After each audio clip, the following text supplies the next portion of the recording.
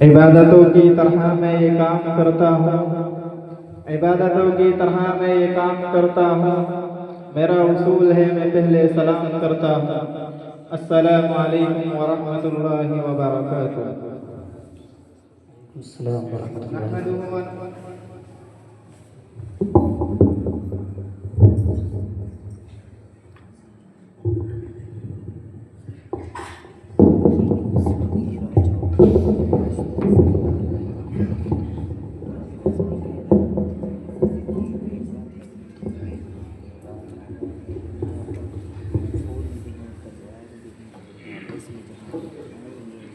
نحمده ونصلي على رسوله الكريم، أما بعد فأعوذ بالله من الشيطان الرجيم، بسم الله الرحمن الرحيم.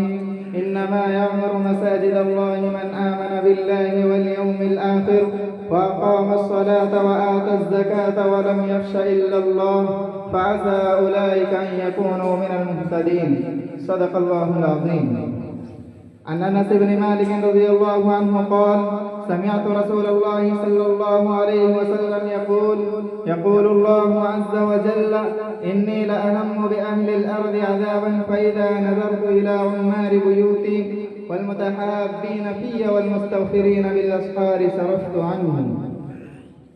محترم و مکرم معزز سامعین کرام، قابل سب تکریم حضرات اساتذہ کرام اور میزان عدل پر فائز حکم حضرات اور اس احیاء العلوم کے نوشگفتہ پھولوں، جس طرح انسانوں کا نصیب ہوتا ہے اسی طرح زمینوں کا نصیب ہوتا ہے۔ جس زمین کا نصیب اونچا ہوتا ہے وہاں اللہ کا گھر تعمیر ہوتا ہے۔ اس روئے زمین پر سب سے زیادہ خیر و برکت والی جگہ اگر کوئی ہے تو وہ اللہ کا گھر یعنی مسجد ہے۔ مسجد کہتے ہیں سجدے کی جگہ کو، چونکہ مسجد نماز کی ادائیگی کا مقام ہے، اسی لیے ان مسجدوں کو سجدے کی نسبت سے سجدہ کا نام دیا گیا۔ اور نماز میں سب سے اہم ترین حصہ سجدہ ہے۔ مسجد ہر اس آبادی اور بستی کی بنیادی ضرورت ہے جہاں مسلمان آباد ہوں۔ مسلمانوں کو ان مسجدوں کے ذریعے طاقت و قوت، رہبری اور رہنمائی ملتی ہے۔ مسجدیں صرف عبادت کا مقام نہیں بلکہ وہ اسلامی تعلیمات کا آئینہ دار ہیں۔ عقیدہ توحید جو اسلام کی بنیاد ہے اس کی عملی شکل مسجدوں میں دیکھنے کو ملتی ہے۔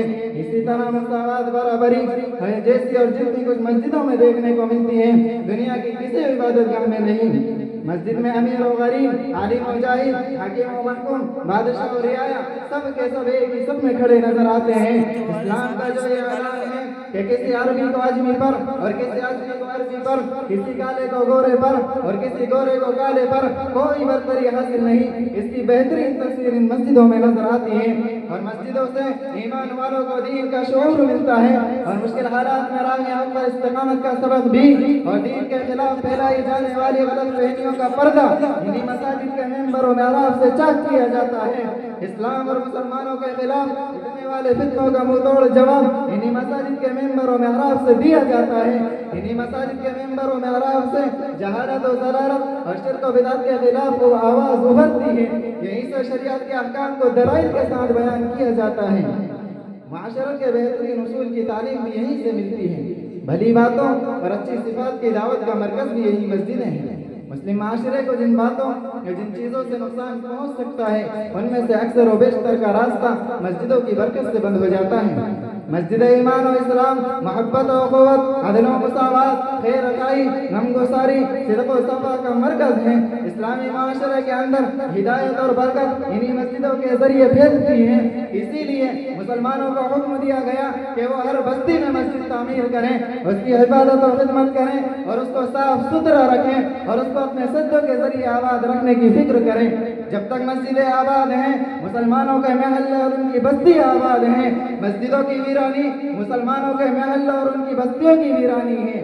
محترم حضرات، جہاں مسجدیں دین و ایمان، اخلاص و اخلاق کی تعلیم دیتی ہیں وہی مسجدوں سے امن و امان اور ہر انسان کے احترام کا درس دیا جاتا ہے۔ جن مسجدوں سے امن و امان کی دعوت معاشرے کے اندر پھیلتی ہے انہی کو فرقہ پرست عناصر اور ملک میں نفرت پھیلانے کا ذریعہ بنایا جا رہا ہے۔ یہ کیسی افسوسناک خبر ہے۔ تاریخی حقیقتوں کو نظر انداز کر کے ملک کی چند مساجد پر قبضے کی کوشش کر رہے ہیں۔ ماضی میں بابری مسجد کے ساتھ جو معاملہ ہوا وہ ہمارے دلوں کا داغ ہے اور संभल दिल्ली और बदायूं की जामा मस्जिद समेत दूसरी कई मसाजिद नीज अजमेर की दरगाह को भी बिला वजह मुतनाज़ बनाया जा रहा है।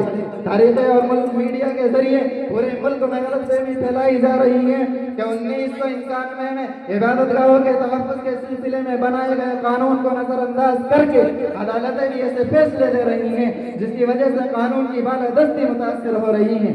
अल्लाह ताला कुरान करीम में इरशाद फरमाता है वलनबलुवन्नकुम बिशैइन मिनल खौफि वल जू'i व नफ्सिन मिनल अमवालि वल अनफुसि वत तमरात।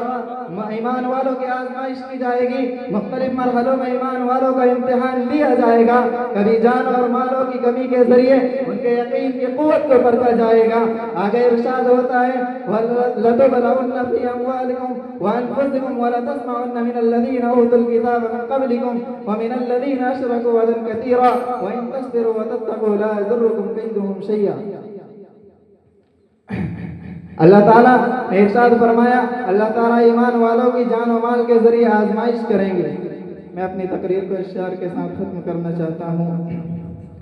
अपने काबे की हिफाजत खुद तुम्हें करनी है, अपने काबे की हिफाजत खुद तुम्हें करनी है। अब अबाबीलों का लश्कर नहीं आने वाला है। व आखिर दावाना अल्हम्दुलिल्लाहि रब्बिल आलमीन।